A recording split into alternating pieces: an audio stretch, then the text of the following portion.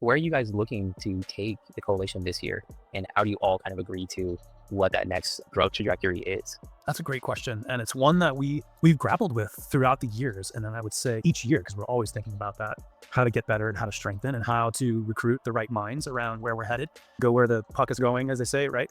It's been clear, and we've been on the pulse. What's changed now, and the hesitation you're hearing in my voice, is the AI has really disrupted everything. What we're now realizing is that a lot of the folks that we're looking for to do the kind of work that we believe we're going to be doing in the near term, we're doing it already today. Would you mind sharing a little bit of the backstory leading up to SageWorks and how you and why you felt like it was important to develop this?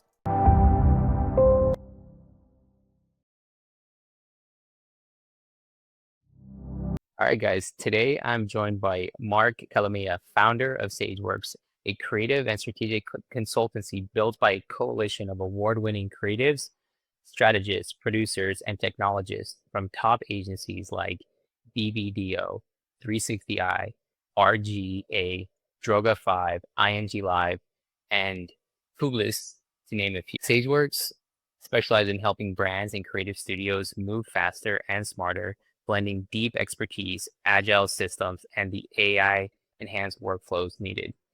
Mark also co-founded PDA, a bold creative studio SageWorks supports closely, known for building high-impact brand experiences and campaigns. From Broadway performer to digital pioneer at NBC Studios to leading scalable creative systems across major brands, Mark brings a unique blend of storytelling, instinct, operational rigor, and future forward strategy. Mark, welcome to the show. Wow, thank you. Thank you. I appreciate that. That's quite an outline, Chris. Appreciate that. Thanks for having me. And it's a pleasure to be here, man. Not a problem. Not a problem. Thanks for jumping on.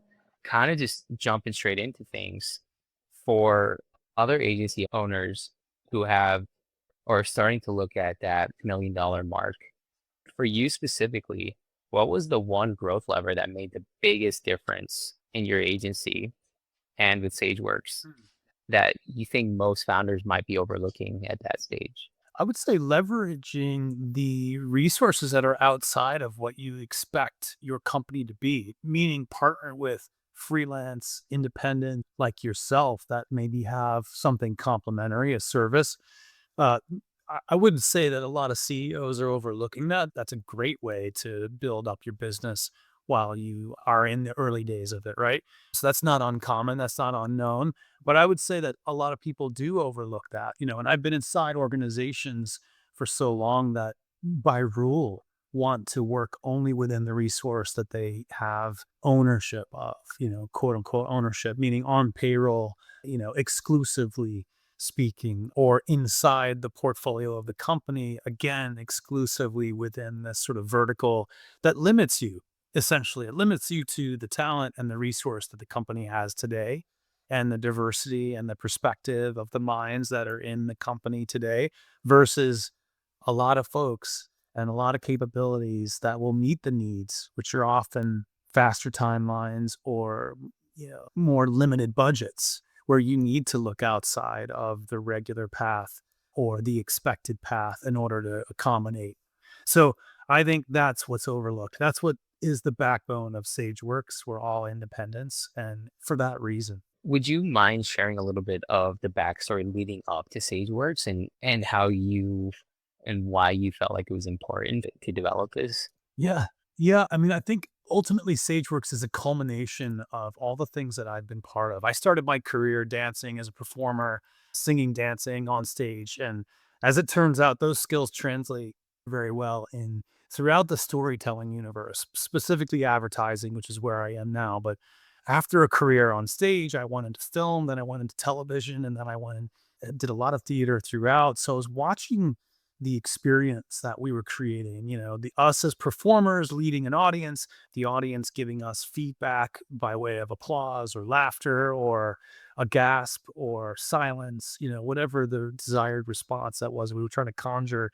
There was this constant feedback loop that happens in a live theater that then of course is different when you're in television. Now the creators are making something that's in the can, as it were, right? We'd layer it, we'd belabor on it for a very long time, and then we push it out. And then the feedback loop is very different. Now we see it in the way, of course, today, social media responses, what's shared, what's talked about on different social channels or on in the comments below where the video is posted, for example, right? Different feedback loop, the audience now responding to what the work is, and the timing is all very different. So I became sort of obsessed with that in and of itself, and then applying it and analyzing that as I went from medium to medium. For example, advertising is a lot like television. While television might be a serial, weekly, or monthly kind of thing that's evolving, or seasonal, right? Every like 6 to 8 months, the next iteration of that. And that feedback loop comes by way of all the different channels again and informs the creative process. And that loop is a different timeline and a different cycle.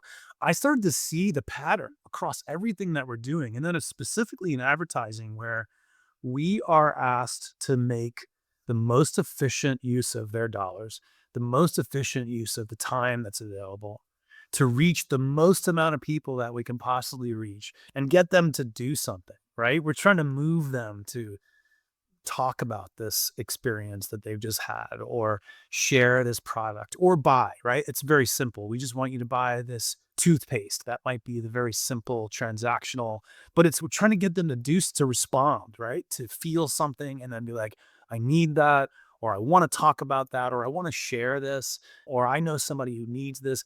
That's the reaction that advertising is looking for. That might be very different from a film that, is made for art's sake, right?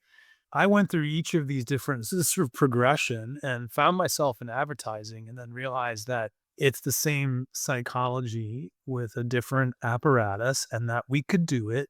This is getting to the answer to your question, why Sage works.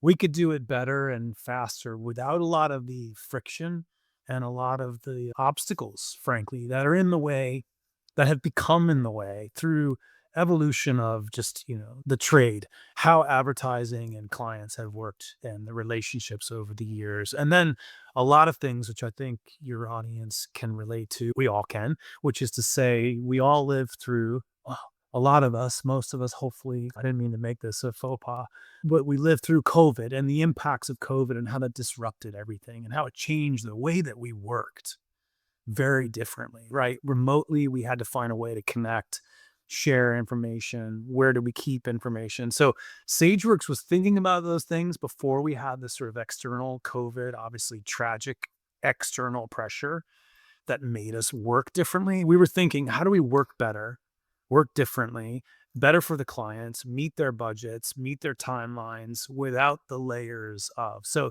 SageWorks was born out of all those things together, which is the recipe we are. A whole bunch of independent, like top tier, great talent that are multifaceted, not just individually focused, or single disciplined. They go deep in a lot of different areas. And that's by choice. Like we've curated all the folks that we've brought into the group. And then altruistically, I'll say this proudly, idealistically, we take the revenue and feed it back into the membership. So the creatives and the technologists and the producers that you mentioned, thank you for that awesome intro, is all those people and they deserve to benefit from all the revenue. So we're not a holding co and the money's not going up into the ether where it doesn't get applied. It goes right to the people who work on the job. And our clients really love that because they have a different interaction with the people, that we're pairing up with them for their job solutions. And then yeah, it feels better. So that's SageWorks in a nutshell. And then what we found is that that works in other agencies as well, like PDA you mentioned. I'm a co-founder in that's a new creative studio. Not new, they're in their now third year, but relatively new, right? And not with a full flank of all the infrastructure and the support they might need. But they've got this phenomenal creative bench and amazing writers and art directors and creative directors. So we support them with the ethos that I just mentioned, with the flexibility, and we're all independents, so they can hire us and we make a good relationship with PDA. And it, as I say, the tide lifts all boats. So it's a really good thing. And I think that's a new way of working that if I'm a new CEO, I'm thinking that way today versus 5 years ago. They're different. Thanks for sharing that, Mark. There's a lot of really interesting insights that you shared. One question that came to mind is how SageWorks is structured differently. How are you how are you looking at client acquisition and generating, reliable sources of new business? Well, we don't run an agency, we run a coalition, so it is like a it comes from within. That's the idea. That's the design. Now, is it foolproof? No. We still do sales. We still look Patrick Conroe, my partner, and I, who created SageWorks together, and he brought his experiential Rolodex to my content creation Rolodex. And together we've got this really terrific, like I said, great group of folks. But they're motivated because they participate in the whole system. So we've designed it to have, a lot of times you've got a creative director who's got a relationship with a client for 20 plus years. It's very valuable. And that client would love nothing else but to work with that creative director if they could build agency resource around them. And so quite often that's the case. And so we'll reach out to our members and we help them understand how to have these conversations or how to find them, if nothing else, right? And then we help them articulate the conversation and say, hey, we're going to wrap around this great person that you love with more people that they love, so it's internal and referral based almost entirely, which has been a blessing. It's really hard we're now in our fifth year, and we're still doing business that way. Like I said, it's not 100%. We'll have dips, there's timing, just, and we're not advertising and reaching out super far beyond the folks we know or the networks that we know. So we're really leaning into the ones in a referral basis, basically. That makes sense. And being a coalition that, you guys have been established for over 5 years, where are you guys looking to take the coalition this year? And how do you all kind of agree to what that next growth trajectory is? That's a great question, and it's one that we've grappled with throughout the years, and then I would say, each year, because we're always thinking about that, how to get better and how to strengthen and how to recruit the right minds around where we're headed, go where the puck is going, as they say, right? It's been clear and we've been on the pulse. What's changed now, and the hesitation you're hearing in my voice, is the AI has really disrupted everything. So what we're now realizing is that a lot of the folks that we're looking for to do the kind of work that we believe we're going to be doing in the near term, we're doing it already today. It's just a small portion of the whole, which is to say, organizing and orchestrating multiple AI agent, and client automation. I'm trying to think of like the simplest way to put it, but that's what it is, right? Automating a lot of the stuff that is very difficult to automate because we can now with a high level of accuracy, with a great level of intention and detail to voice, specifically in copy, and then of course as art and art direction as the generative AI visual tools, which are phenomenal already. But as they continue to get better and have more range, even that piece will be able to automate a lot of it. But that said, we're only doing it for specific places where it's applicable. There's a place for AI generated, automated content that's needed. That is, like there's a new term called vibe marketing right now, which we're exploring. We've been hesitant to embrace it because we have such a our whole business is high touch, very bespoke, creative, and strategic services. So we're not giving away and giving into everything into the black box yet, and nor do we really want to. We don't think that's the right path. However, as AI collapses a lot of the things that we do, right, and this is obvious for everyone, we're all experiencing this right now, or hearing this, reading this at least. SageWorks, we're leaning in and we're thinking about who is that person and what mix of background is where we are headed. For example, there's this convergence of marketing technology and marketing capability and expertise. If you're a startup and you no one in your marketing department because you've only just developed a product, but you've got a team of developers who are very good at developing system and they just develop product, like I said, and now you're ready to market that, you can plug in to some degree a lot of what you're going to need externally without needing to go to an expensive agency to get the MVP content marketing basics that you might need. In that sense, vibe marketing, as it's been termed, I don't know if you're familiar with it or your audience is familiar with it, but there's another term that kind of preceded it only by a few months, which is wild. I mean, that's how fast we're going. But vibe coding, you may have heard about, which essentially is like not writing the code. It's just working with an LLM in natural language to then create the code that writes the application for you, right? So that's vibe coding where you're vibing. You're kind of like saying, I want it to look like this, feel like this. It's the vibe of it. That's the, most literal way I might explain it. It's a good way to remember it. And then same with marketing. You're making content that's kind of in the vibe. It feels like this. It kind of looks like this aesthetic. It's not a heavy lifting piece of content. It's not expository. It's not long format. We're talking short format, feels like something. Again, when I was talking earlier about advertising is only different from filmmaking, and we're not making art for art's sake, but we're trying to motivate people to do something. So I want them to feel and experience this very shallow piece of content. It's meant to be. They know it is. I know it is. We're not trying to pretend it's something else. That's important. That you're not using AI to create something that you're pretending is much more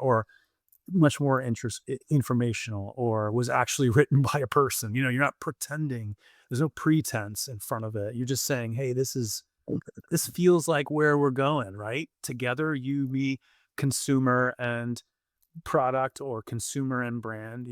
I probably just did a terrible explanation of vibe marketing, but it's a visceral one, more than a very literal one. And I think that's the point. And that's not going to be the answer for all forms of advertising. That'll work for some of the small stuff, like I said, that we need. And I think that's going to change too, right? So that lower level tier of content that needs to be created that takes a lot of time. It's very expensive for brands, not just startups that I mentioned don't have a marketing department, but any company, our company. We're in the business of content creation and we let our own content creation fall aside. There's a way for us to utilize AI to keep the pulse, to keep the algorithm tuned. There's a lot of like practical reasons for an always on. So I went a long way to say we're using and thinking about AI in these small applications, but it's taking a lot of parts of our business rapidly in terms of parts of our process. So we're thinking about the people who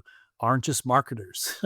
They're deep in technology and they're thinking about how to bridge over to marketing and vice versa, because it takes both. You can't do one without the other. You really do need both. I mentioned, or I may have mentioned, that we look for folks at SageWorks that are, I say polymaths, but that might be too strong a word, right? Maybe someone who's just interested and went deep in three distinct different disciplines in their life.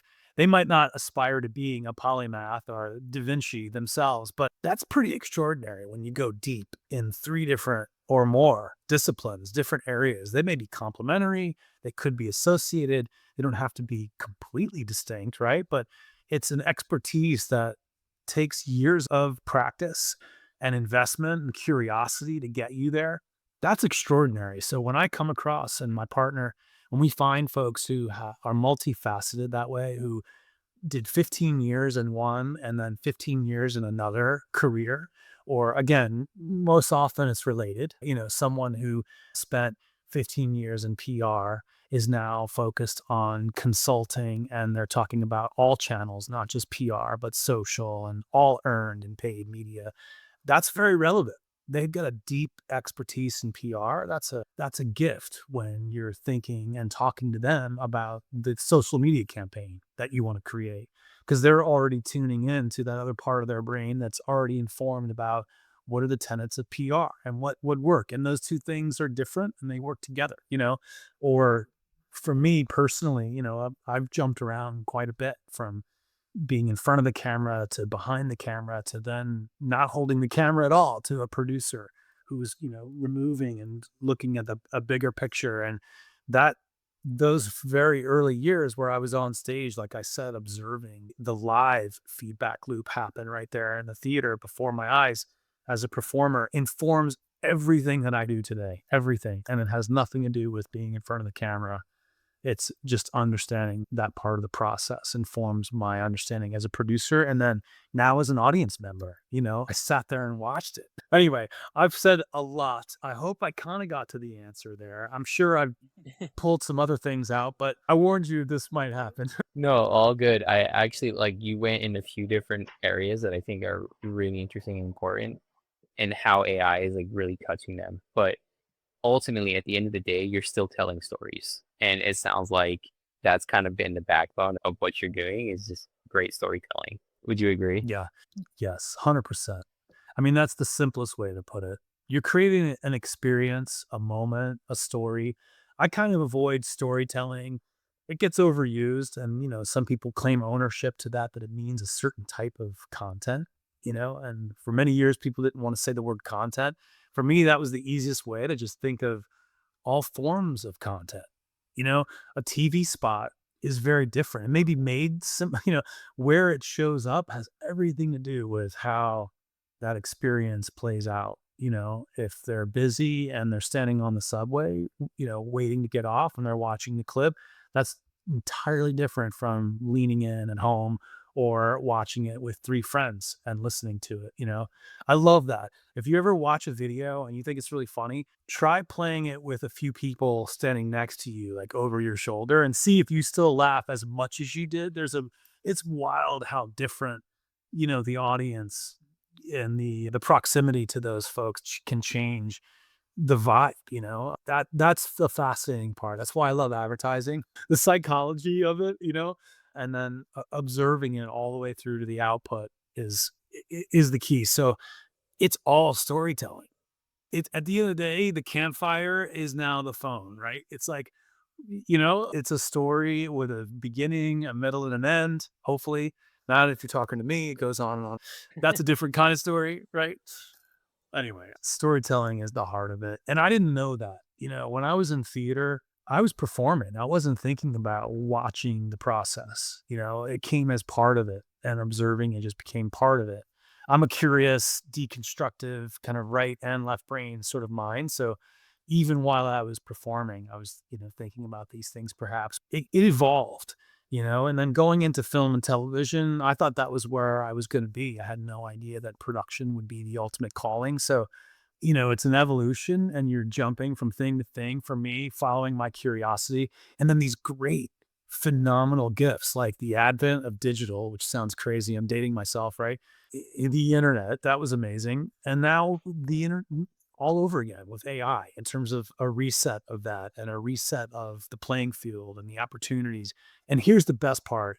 If you're not aware of this, one of the things that's phenomenally different about now versus the beginning of the internet and the opportunities that we have today versus then is that now AI is in the hands of all the people. It's not like it started in some lab behind, the government, right? As the internet did. And they determined a lot of what the protocols were, how it was going to unfold before we, the people, so to speak, got our hands on it.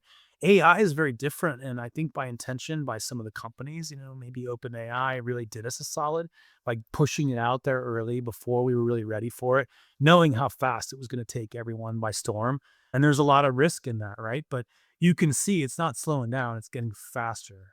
So if we hadn't started, we would be even more behind. So I'm really grateful that those folks did share it with us. And then the point I was making is that we have a say in how it evolves.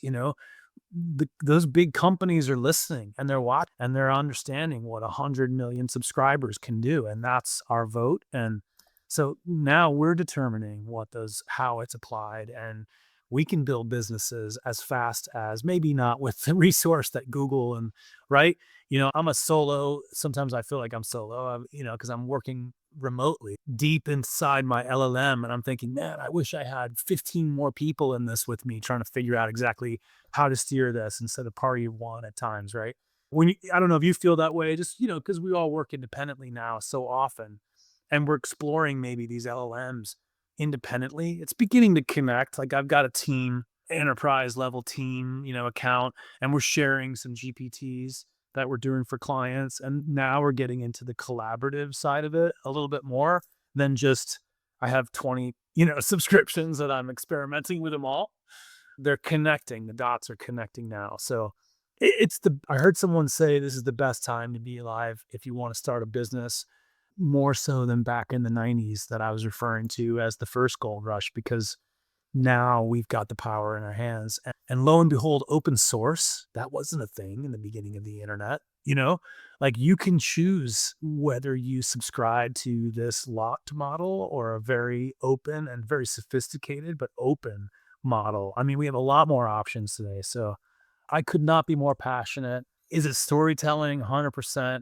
But it's also this magic that we have, these new magical platforms and experiential things that AI and digital is giving us. And wait till we get to the more immersive things that are more two-way, where you and I are wearing AR glasses and we're seeing each other in full, in, who knows where, virtual environments, yes, but much more immersive than talking head to talking head. And then now our audience is watching a video like, the audience will be able to slip on the same AI engine, if you will, and then see us in the conversation and be in the room with us. Like, that's where we're going. And it's just putting on a headset. It's pretty remarkable. I'm very excited about where we're going. And it looks very different from where we've been. Very different, I think. So, yeah. That makes a lot of sense because marketing is a space that's always changing with technology. And now that technology is moving so much faster. So, Mark, if you had to give one piece of advice to other agency owners that are trying to get to that seven figure, multi seven, eight figure mark, Mm. what would it? Okay, I'm limited to one. I'm gonna say delegate. I'll take a risk and assume that the person that's listening to this that needs to hear it is doing a lot. They're doing a lot themselves. And I've built a lot of different teams and companies, small, medium, and large. And I've worked within small, medium, and large. So one thing that's true though, it takes a village.